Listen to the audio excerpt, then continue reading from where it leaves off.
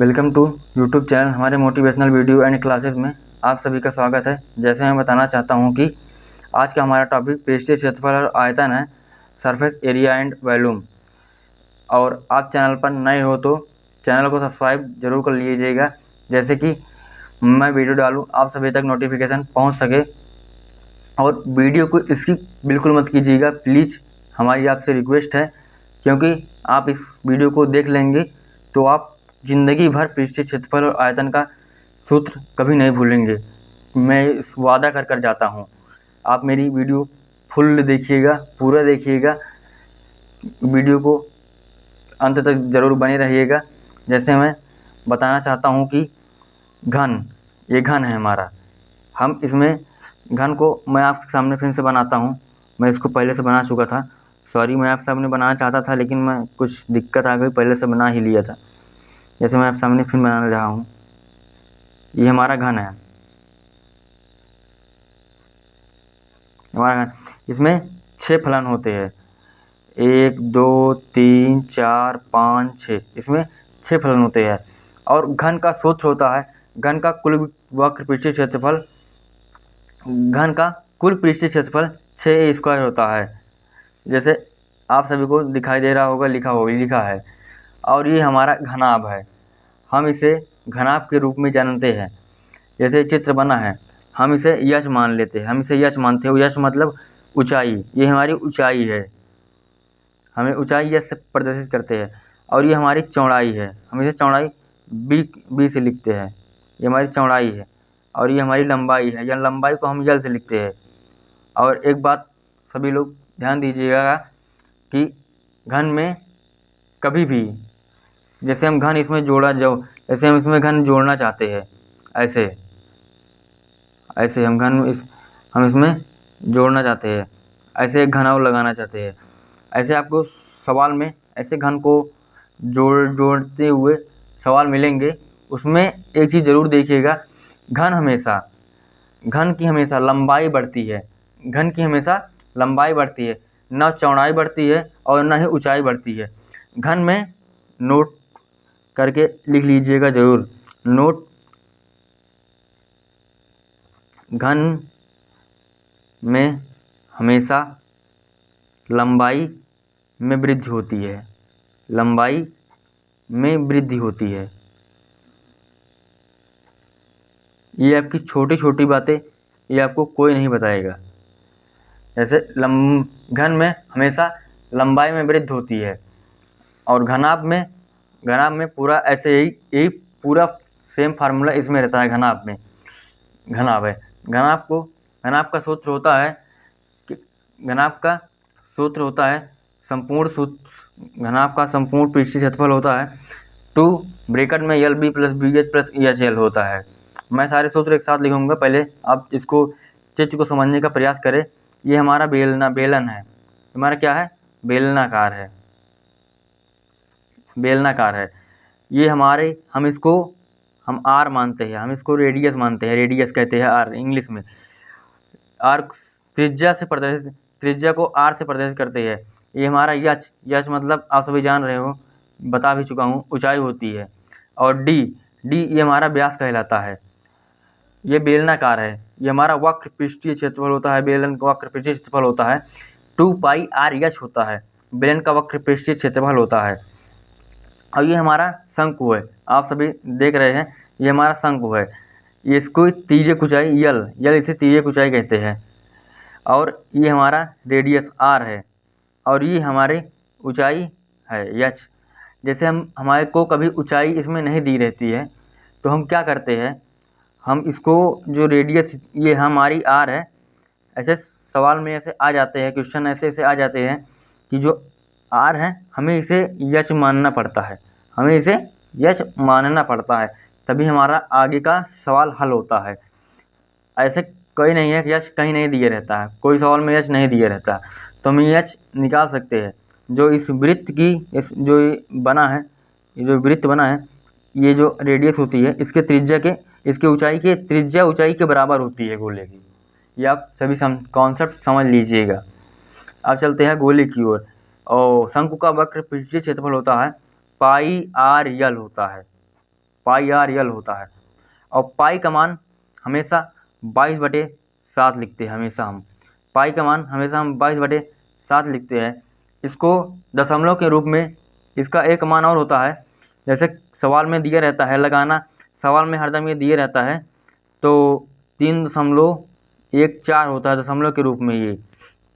और पाई को हमेशा 22/7 के रूप में लिखते हैं।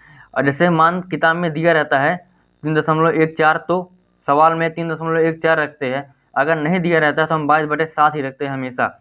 और ये पाई का मान आपको 11th में जाके पता चलेगा ये पाई क्या है। आप यहाँ 10th तक इतना जानिए, पाई को 22/7 लिखते हैं और दिया रहता है सवाल में 3.14 लिखते हैं। चलिए हम आगे चलते हैं। ये गोला है हमारा, एक गोला है, हम इसे त्रिज्या मानते हैं r, और ये हमारा अर्धगोला है। ये हमारा अर्धगोला है।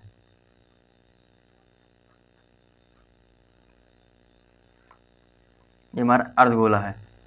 और अब हम इस सारे सूत्र लिखते हैं, जैसे कि पहले हम घन लिखे थे।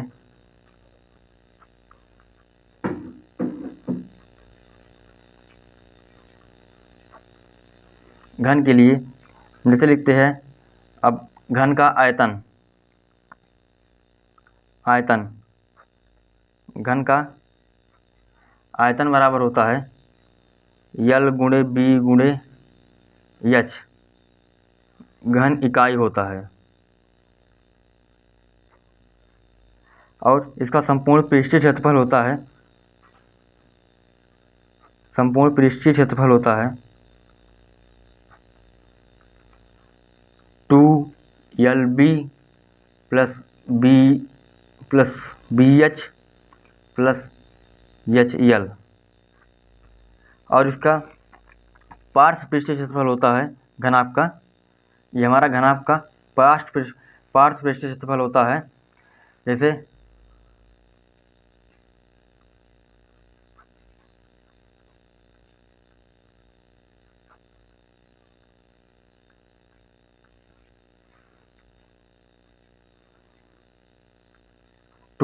ब्रैकेट में L plus B into H,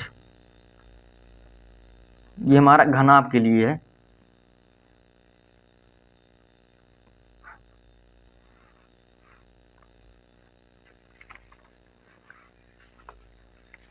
हम अब घन के लिए चलते हैं, लिखते हैं इसी में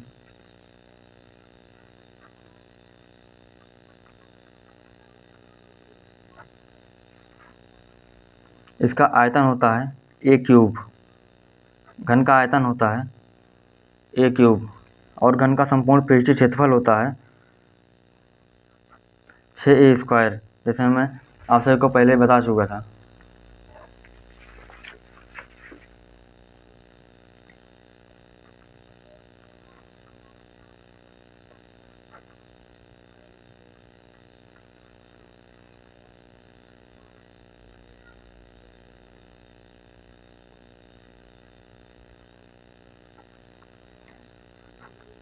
घन का पार्श्व पृष्ठीय क्षेत्रफल होता है इसका मतलब कुल पृष्ठीय क्षेत्रफल होता है, मतलब चारों ओर का क्षेत्रफल बराबर 4A² होता है।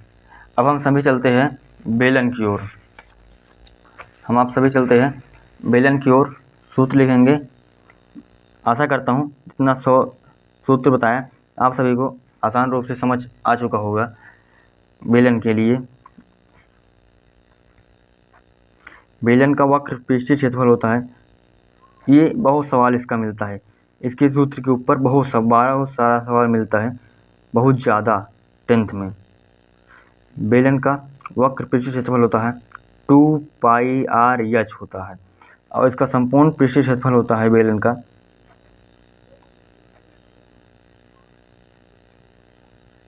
संपूर्ण पृष्ठीय क्षेत्रफल होता है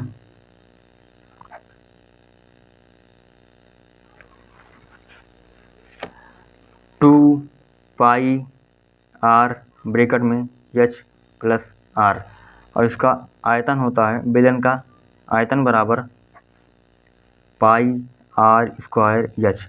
ये बेलन बहुत ज़्यादा पूछा जाता है।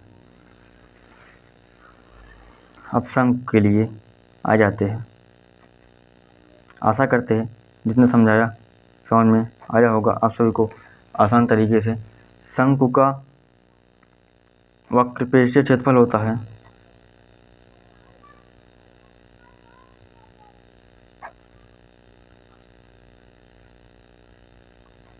इसका संपूर्ण पृष्ठीय क्षेत्रफल होता है, शंकु का संपूर्ण पृष्ठीय क्षेत्रफल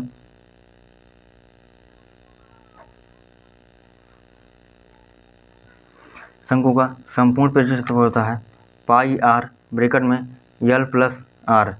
इसका आयतन होता है 1/3 पाई आर स्क्वायर एच। अब चलते हैं गोले की ओर। अब गोले की ओर चलते हैं।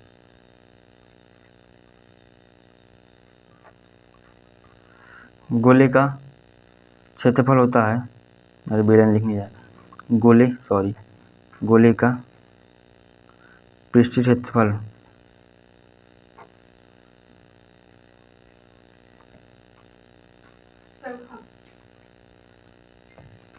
फोर पाई आर स्क्वायर और आयतन होता है गोले का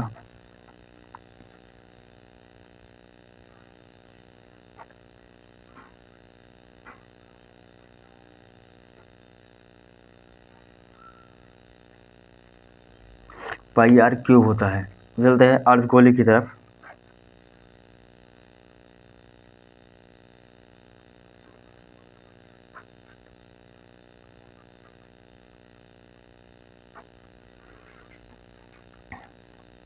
अर्धगोले का आयतन होता है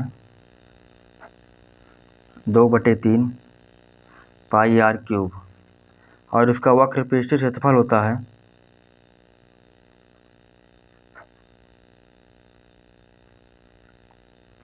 2 पाई आर स्क्वायर और इसका संपूर्ण पृष्ठीय क्षेत्रफल होता है अर्धगोले का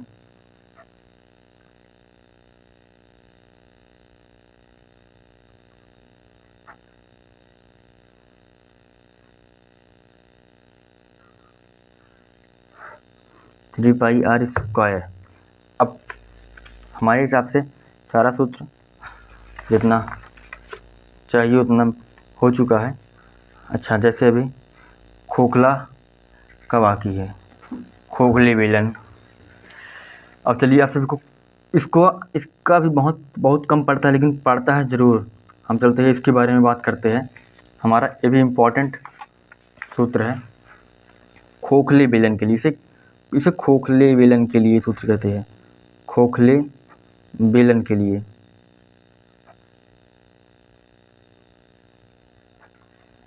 इसका खोखले बेलन का वक्र पृष्ठीय क्षेत्रफल होता है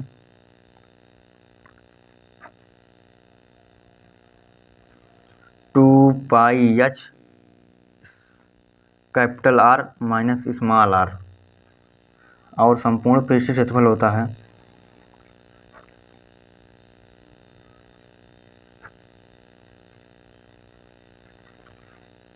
2 pi H capital R plus small r plus 2 पाई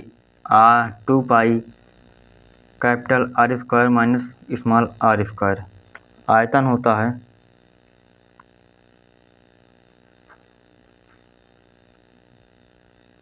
पाई H capital R square minus R square घन इकाई। इसे घन इकाई कहते हैं। आप सारा सूत्र हो चुका है, ऐसे आप सभी एक बार देख सकते हैं। ऐसे